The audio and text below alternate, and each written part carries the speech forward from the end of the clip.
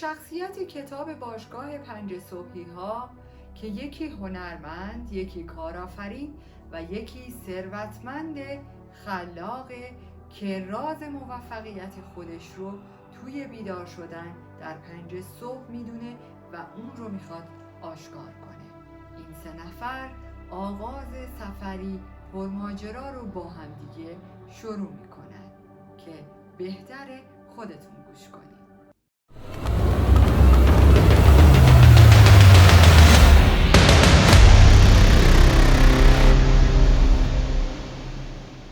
به نام خالق هستی، باشگاه 5 صبحی ها، فصل 16، پارت 3.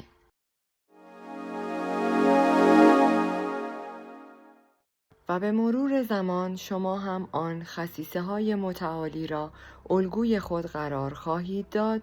کافی است منفی بافها، دزدان انرژی و خاموش کنندگان آتش اشتیاق را به درون حباب تنگ تمرکز مطلقتان راه دهید تا خودتان هم بشوید لنگه آنها.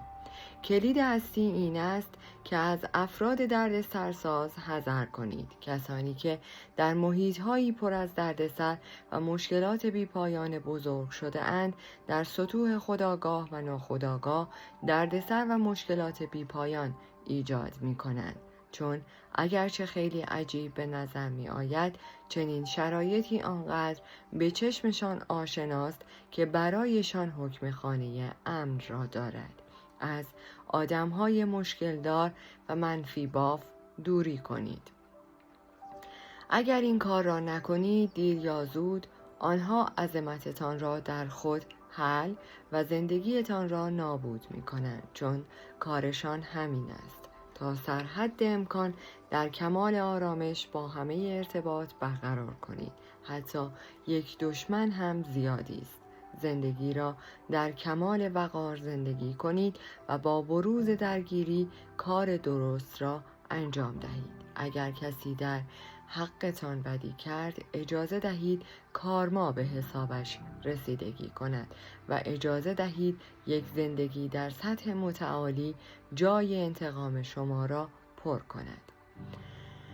به نامه 6 داخل جعبه فلزی یک اسکناس با ارزش زیاد متصل بود. اسکناس به دلایلی مرموز که به هنرمند و کارآفرین عیان نبود، به صورت یک مثلث تا شده بود. این نامه از باقی نامه ها طولانی تر بود و می گفت: شعار 6 میلیاردر: پول ثمره سخاوت است، نه باور کم بود. مراقب باشید فلسفه رایج در دنیا شما را گمراه نکند. فقر پیامد نوعی شرایط درونی است، نه وضعیت‌های بیرونی. اگر خلاف این را باور داشته باشید، ظرفیتتان برای خلق جادو و کامیابی دلخواهتان را 2 دستی تقدیم همان چیزهایی می کند که ازشان شکایت دارید.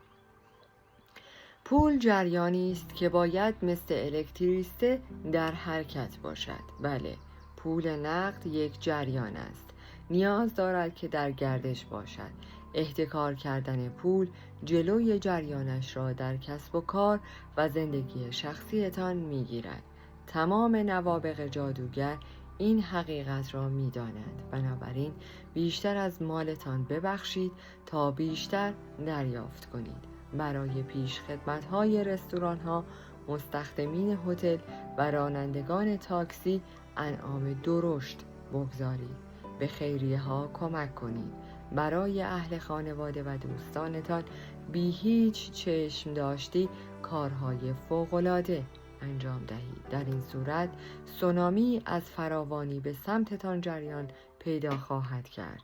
شاید برایتان سوال باشد که چرا عده زیادی از مردم در چنین عالم کمبودی زندگی می کنند. این حالت ذهنی از رد زخم‌های پول نشأت می گیرد. اینها برنامه ریزی هایی هستند که در اعماق ذهن ناخودآگاه ما قرار گرفتند. اینها بی آنکه بدانیم توسط سیگنال های دریافت شده از والدین و آموزه های دیگر افراد اثرگذار روی ما در دوران کودکی آنجا کاشته شدند. حرف مشترک بین تمام این افراد که از آموزه‌های غلط دریافت شده در کودکی خودشان ناشی می شود به این صورت است: به همونی که داری قانع باش. پولدارها آدمهای درستی نیستند، یا پول که علف خرس نیست. این جملات در سنین حساس تأثیرپذیری بذرهای سیاه باور کمبود را در درون ما کاشتند. 4 تمرین به من کمک کرد که به موفقیت مالی برسم که آنها را به شما هدیه می کنم: انتظار مثبت، ایمان فعال، شکرگزاری روزافزون و انتقال ارزش. منظورم از انتظار مثبت به سادگی این است که همیشه ذهنیتی را برای خودم حفظ می کنم که بر اساس آن پول به طور مستمر و از تابع غیر قابل انتظار مثبت، ایمان فعال، شکرگزاری روزافزون و انتقال ارزش. منظورم از انتظار مثبت به سادگی این است که همیشه ذهنیتی را برای خودم حفظ می کنم که بر اساس آن پول به طور مستمر و از منابع غیر قابل انتظار به سمت من در جریان است. ایمان فعال وقتی حاصل می شود که شما طوری رفتار می کنید که به کائنات نشان می دهید به فراوانی و سخاوتش اعتماد دارید.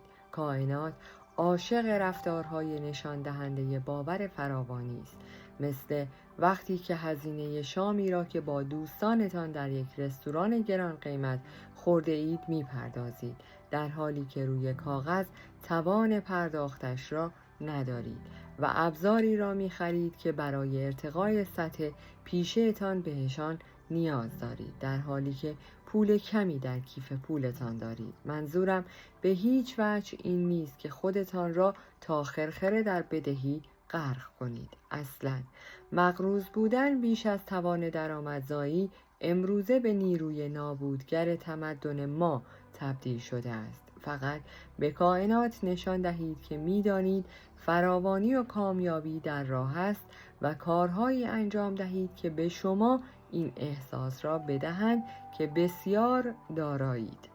شکرگزاری روزافزون هم در جریان این سفر به کرات درباره‌اش بحث کردم. قلبتان را به روی همه چیز و همه کس در زندگیتان باز کنید. وقتی صورت حسابی را پرداخت می کنید، از خداوند برای پولتان طلب برکت کنید. برای صندوقدار، سوپرمارکت و کشاورزانی که خوراک شما را به عمل می آورند طلب برکت کنید. برای راننده‌ای که در خیابان به شما راه می دهد و برای آهنگ سازی هایی که ترانه هایی می سازند که به موسیقی متن زندگیتان تبدیل می شوند طلب برکت کنید. برای پاهایتان که این همه سال شما را حرکت دادند، چشمهایتان که به شما اجازه دادند شاهد زیبایی هایی باشید و قلبتان که به شما حس زندگی می دهد طلب برکت و شکر کنید. انتقال ارزش هم بدین معناست که به دیگران هم‌تیمی ها، مشتری ها، اهل خانواده و غریبه ها بیشتر از حد انتظارشان منفعت برسانید، چون هرچه کنی کشت همان بدروی. با گسترش دادن و تقویت کردن باور فراوانی در هوشیاریتان، افزایش کوانتومی را در درآمد و دارایی خالصتان تجربه خواهید کرد. پس لطفاً این قسمت را خوب درک کنید. بیشتر اندوه در جامعه ما به این دلیل است که بسیاری از مردم پول کافی ندارند که با وجود باور کمبود در ذهن مردم باید همین طور باشد. هنرمند در حالی که یک خوشه بزرگ انگور را میکند و درسته میبلعید گفت بعدش نوبت چیه؟ میلیاردر یک کفش کتانی مینیاتوری از جعبه بیرون کشید و گفت ورزش قطعاً یک طلسم جادوییه. نامه ای رو که همراهش براتون نوشتم بخونید. نامه می گفت شعار 7 میلیاردر: سلامتی بهینه توان شما را برای خلق جادو به حد اکثر می رسونه. تمرین بدنی در اولین ساعات صبح در جا ترتیب موضوع حفظ سلامتی رو میده. این فعالیت فوق مهم که حالا در حال انجام شدنه برای شما ادراک، انرژی، فیزیولوژی و روحیه‌ای به جا میذاره که با کمکش میتونید در طول روزتون شگفتی خلق کنید. وقتی شروع میکنید هر روز صبح به طور مستمر تمرین بدنی کردن، حیرت خواهید کرد اگر ببینید با از قلم انداختن یک روز برای ورزش چه احساس ناخوشایندی دارید. حالا که تا اینجا با من همراه شدی، منو لایک، سابسکرایب و کانال منو با دوستانت به اشتراک بذار تا بتونی این ثروت رو فراوانی رو توی زندگی خودت هم جاری کنی. و بعد تازه متوجه می شوید که قبل از اینکه عادت ورزش را شروع کنید همیشه همین حس ناخوشایند را داشته اید. فقط آن موقع از این حس آگاه نبودید، چرا که احساس ناخوشایند و کم انرژی حالت عادی و معمول احساس شما بوده. سلامتی واقعی در واقع سلامتی در بالاترین حد است. کسانی که سلامتیشان را از دست می‌دهند باقی عمرشان را صرف این می‌کنند که آن را بازیابی کنند. سرزندگی غیر معمول همچنین روشی شگرف برای رشد دادن کامیابیتان است.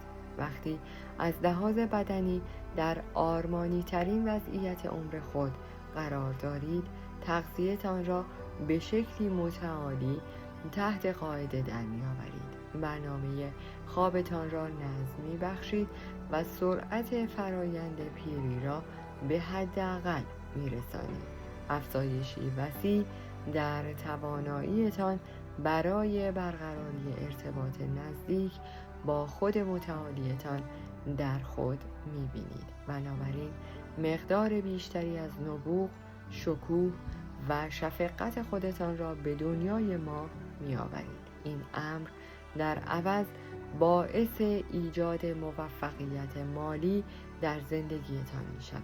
از همه مهمتر شما در جایگاهی قرار می گیرید که قادر به خدمت رسانی بیشتری به خلق خواهید بود و هیچ چیز با شکوه تر از کمک به خلق نیست. تمام جادوگرها این حقیقت نیک را می دانند. هشتمین نماد مجسمه کوچکی از یک کوهنورد بود. میلیاردر توضیح داد هیچ وقت از ایجاد بهبود در کیفیت صبحتون و تعالی بخشیدن به زندگیتون دست بر ندارید. و بعد یک دهان دیگر آواز محلی خواند. کارگران تاکستان نگاه کردند و با صدای بلند خندیدند. آقای رایلی برایشان دست تکان داد و همراهشان خندید. بعد توضیحاتش را ادامه داد. این کتاب واقعا زندگی من رو تحت شعاع قرار داده. به توصیه می کنم حتما این کتاب رو تا آخر بخونی و در آخر متوجه میشی که در آخر این کتاب به چه معجزه بزرگی دست پیدا کردی. مرام اصلی افراد موفق اینه که پیوسته در حال رشد دادن خودشون باشن. وقتی شما قله بلندی رو فتح می‌کنید، خودتون رو مقابل رشته کوه‌های دیگری می‌بینید که باید ازشون بالا برید. این یک استعاره بسیار کلیدیه رفقا. غبار نشسته روی نامه را که اتفاقاً با این طلسم شانس همخوانی داشت فوت کرد و جلوی روی شاگردانش نگه داشت تا ببینند. نامه می گفت: شعار 8 میلیاردر: ارتقا دادن استانداردهای زندگیتان را تا حد تعالی ادامه دهید. اصطلاح وفق دادگی لذت گرایانه شرایطی را توصیف می کند که در آن انسانها خودشان را با تغییرات محلی و زندگی وفق می دهند. مثلا اضافه حقوقی را که سالها منتظرش بودند دریافت می کنند و به مدت 1 روز بسیار شادند. بعد این درآمد جدید به درآمد نرمال شما تبدیل می شود. لذتی که حس می کردید محو می شود. مثال دیگر این است که به آپارتمانی نزدیک به ریل قطار نقل مکان می کنید و بعد از مدتی دیگر صدای قطار را نمی شنوید. یا وقتی اتومبیل رویاییتان را می خرید کلی ذوق زده می شوید، ولی بعد از چند هفته آن اتومبیل هم به بخشی نامرئی از صحنه زندگیتان تبدیل می شود. اینها مثالهای عملی از وفق دادگی لذت گرایانه اند و این پدیده در زندگی همه ما بروز پیدا می کند.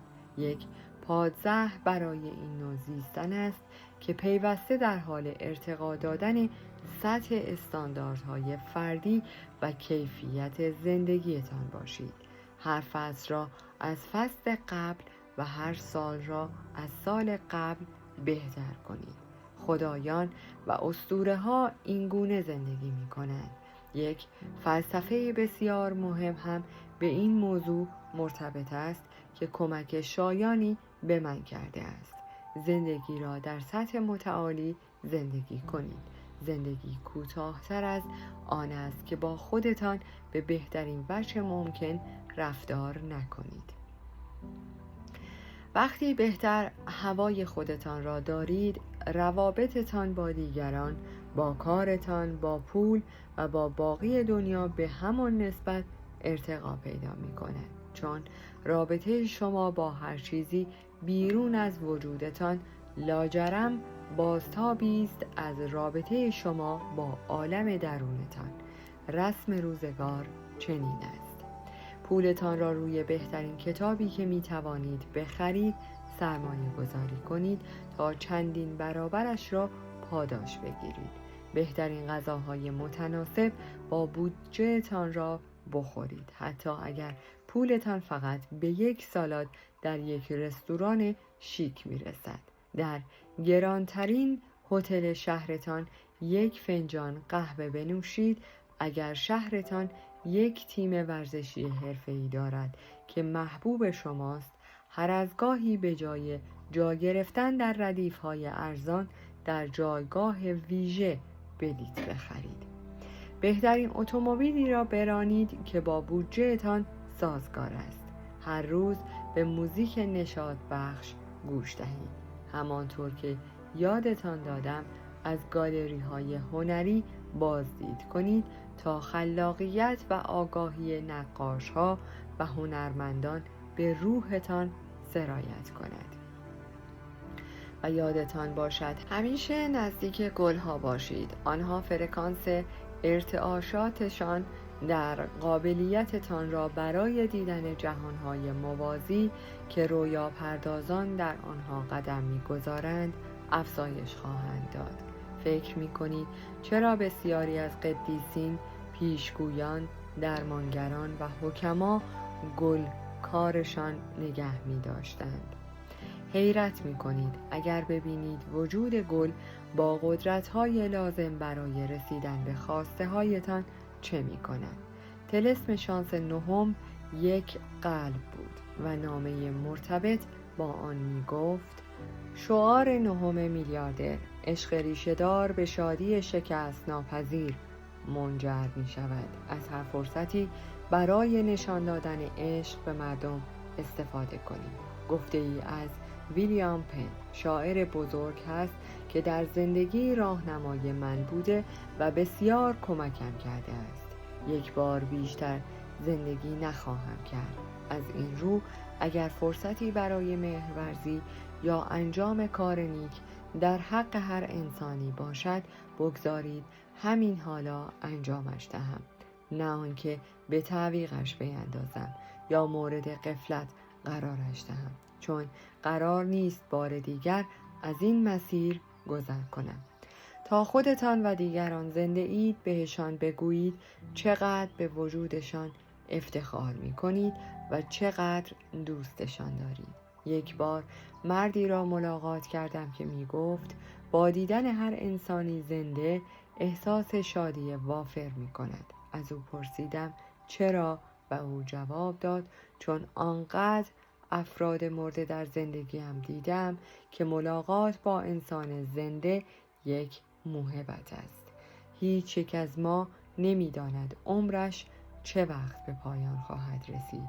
پس چرا ارزشمندترین چیز را از یکدیگر دریغ کنیم؟ یعنی ظرفیت بشریتان را برای عشق ورزیدن. به عنوان انسانی زنده بخشی از وظیفه شما این است که کاری کنید مردم احساس بهتری نسبت به خودشان داشته باشند. لبخند روی لبشان بنشانید. حیرت می کنید وقتی بدانید شاد کردن دیگران چقدر راحت و کم هزینه است. برای تمام عزیزانتان نامه‌های عاشقانه مدل قدیمی بنویسید. برای تمام کسانی که یاریتان کرده‌اند یادداشت تشکر بنویسید و برای هر کس که فکر می کنید نیاز به تحسین و تقدیر دارد پیام تقدیر بفرستید. بدون نگرانی از ترس اهریمنی ناشی از جواب رد شنیدن احساساتتان را به دیگران بگویید و همیشه تمرکزتان روی دیگران باشد تا نشان دادن خودتان به عنوان یک فرد جالب توجه. هر انسانی که ملاقات می کنید چیزی برای یاد دادن، داستانی برای گفتن و رویایی در قلبش دارد که نیازمند حمایت شماست. بابت هر کلام دلگرم کننده‌ای که ناگفته باقی می‌گذاریم، هر احساس گرمی که بروز نمی‌دهیم و هر عمل نیکی که انجام نمی‌دهیم، غل و زنجیری به پای خود متعالیمان می‌بندیم. دولتمند همانطور که مجسمه کوچکی از یک فرشته به شاگردانش میداد، مؤدبانه درخواست کرد بیایید لطفاً این رو بگیرید. محتوای این نامه به طرز خاصی حائز اهمیته. پیشنهاد میکنم اون رو با قلب و روحی باز بخونید. محتوای نامه این بود: شعار 10 میلیاردر: بهشت روی زمین یک حالت ذهنی است، نه یک مکان. هر روز به عالم پرهیبت شگفتی‌های این دنیا سفر و ماجراجویی کنید. شگفتی منبع قدرتمندی از شادی و یک مهارت کلیدی برای ترفیع دادن نقبوق روزافزون است. تمام مردان و زنان بزرگ دنیا بلد بودند چگونه در جادوی ناشی از یک روز مسحور کننده به آرامش برسند. به واسطه تجربیاتم در زندگی حالا درک می کنم آنچه فلاسفه، عرفا و ناجیان جاودانه بشریت از آن با عنوان بهشت روی زمین یاد می کردند، نه مکانی برای رفتن بلکه حالتی درونی برای رسیدن است. در این مورد به من اعتماد کنید. هرچه چهارچوب ذهنیتان را پرورش دهید، چهارچوب قلبیتان را پالایش کنید. چهارچوب سلامتیتان را بهینه سازید و چهارچوب روحیتان را ارتقا دهید. دیدگاه و تجربهتان را از زندگی به پدیده انقلابی تبدیل خواهد شد. اما اگر این اقدام بسیار مهم را انجام ندهید، هرگز به آن درجه نخواهید رسید و تمام حرفهایم حکم یاوه‌گویی های یک پیرمرد عجیب و غریب را خواهد داشت. می‌دانید انسان عاقل در دنیایی پر از دیوانگان دیوانه خطاب می شود. تا اینجا اومدی، بقیه‌ش هم گوش کن، چون میدونم معجزه‌ای که تو توی زندگیت میخوای رقم بزنی توی ادامه این کتاب به آسونی به دستت میرسه. پس اگه تا الان منو لایک نکردی، هدیه منو بده، سابسکرایب کن و این کانال رو با دوستانت به اشتراک بذار تا بتونی فراوانی و ثروتی که قراره به زندگی تو سرازیر بشه با این کار به زندگیت برگردونی. بنابراین هرچه زمان بیشتری را به تعالی فردی اختصاص می دهید، مقدار عشقی که به خویشتن احساس می کنید افزون خواهد شد و تمام موفقیت‌های وافر و لذت‌های فردی بستگی به عشق شما به خویشتنتان دارد.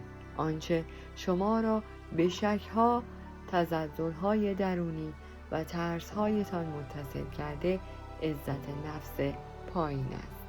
به واسطه آنچه دیگران در دوران کودکی به شما گفته‌اند، ذهن ناخودآگاهتان شهامتتان را تقلیل داده، شعله بلند مرتبگیتان را خاموش کرده و عظمتتان را به زنجیر کشیده است.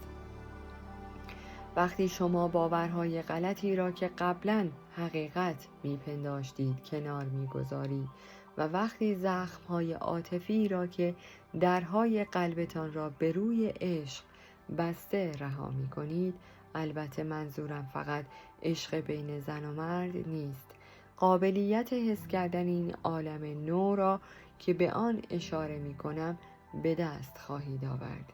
این توانایی همیشه آنجا در درونتان بوده، اما به خاطر لنز آلوده‌ای که دنیا را از پس آن می دیدید امکان دانستن آن را نداشتید.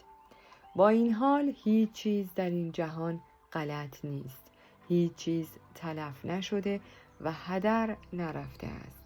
همه چیز دقیقاً همانطور است که باید باشد. در پایان زندگی متوجه خواهید شد که تنها بخش اندکی از آنچه برایتان اتفاق افتاده تصادف بوده است. همیشه همه چیز برای رشد شما و به صلاح شما رخ داده است. کارآفرین و هنرمند با دیدن طلسم شانس 11 قدری یکه خوردند. میلیاردر در حالی که یک تابوت مینیاتوری به دستشان میداد گفت اگر واقعا میخواهید جادو رو در زندگیتون پیاده کنید، اغلب اوقات روی این مورد آخر تعمق کنید. این نامه برخلاف باقی نامه ها با جوهر قرمز نوشته شده بود. شعار 11 میلیاردر: فردا یک امتیاز ویژه است، نه یک حق مسلم. هرگز قهرمانی هایتان را به تعویق و آرامشتان را به تأخیر نیندازید. زندگیتان می تواند ظرف 1 ساعت از هم بپاشد. من بسیار خوشبینم و تاجر اصیل امیدم. در عین حال واقع‌بین هم هستم. سوانح، بیماری، باخت و مرگ هر روز در حال رخ دادنند. ذات انسان این گونه است که فکر کند این چیزها هرگز برایش اتفاق نخواهد افتاد. با این حال تمام فلاسفه خردمند به ما یاد می‌دهند که وجود ما فانی است. با مسلح شدن به این بینش با میرایی خودتان ارتباط برقرار کنید. درک کنید که روزهای عمرتان محدودند و با ورود به گذرگاه هر صبح 1 روز به مرگتان نزدیکتر خواهید شد. بروز دادن موهبت‌ها و استعدادهایتان را پشت گوش نیندازید. اطمینان حاصل کنید که از سواری بر مرکب زندگی لذت میبرید. حین رسیدن به مدارج تعالی اوقات خوشی داشته باشید. غم انگیز است که بسیاری از مردم داشتن یک زندگی زیبا، مفرح و جادویی را آنقدر به تعویق می اندازند که به حدی پیر می شوند که دیگر نمی توانند لذتی از آن ببرند. زندگی واقعا یک سفر ملکوتی است. بله، همه ما در زندگی آزمون‌های سختی را تجربه می‌کنیم و دلمان می‌شکند، اما اغلب اینها به صلاح ما هستند. هر داستان قهرمانانه باید یک شخصیت شرور هم داشته باشد تا پیروزی نهاییش ارزش تماشا کردن را داشته باشد. همیشه این نکته را پیش ذهن داشته باشید که زندگی کوتاه است. شادی را به زمان آزاد بیشتر گرفتن، ترفیع یا دادن پول زیاد در بانک موکول نکنید. اینها بهانه‌هایی اند که از احساسات ناشی از باور فقدان لیاقت نشأت گرفتند. این احساسات را حس کنید و بعد از مدارتان خارج کنید تا به عروج به سوی متعالی ترین قلمروها ادامه دهید.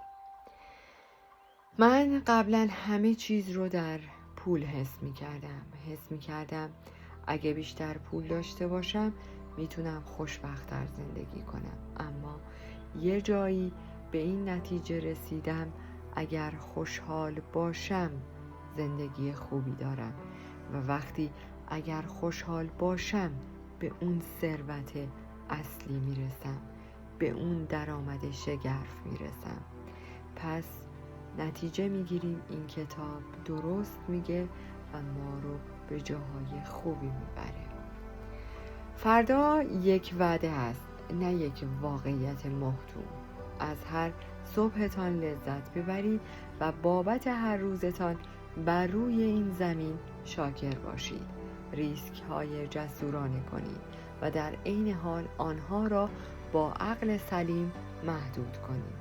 جوری زندگی کنید که انگار فردایی وجود ندارد و در عین حال انگار تا ابد زنده خواهید بود، طوری که وقتی به پایان عمر رسیدید بدانید که زندگیتان گواهی پرشکوه بر قابلیت اسطورگی نهفته در درون تمام انسانها بوده است. بعد میلیاردر هر دو شاگردش را بوسید. میدونید که خیلی دوستتون دارم. واقعا دلم براتون تنگ میشه. و بعد در تاکستان ناپدید شد و فقط دوچرخه کوهستانیش را به جا گذاشت. دوست من، فصل 17 این کتاب در مورد معجزه بزرگ آخر صحبت میکنه که توصیه بهت میکنم اون رو از دست ندی و گوش کنی. در پایان از شما دوستان عزیزم میخواهم برای حمایت بیشتر ما کانال ما را به دوستان خود معرفی کنید.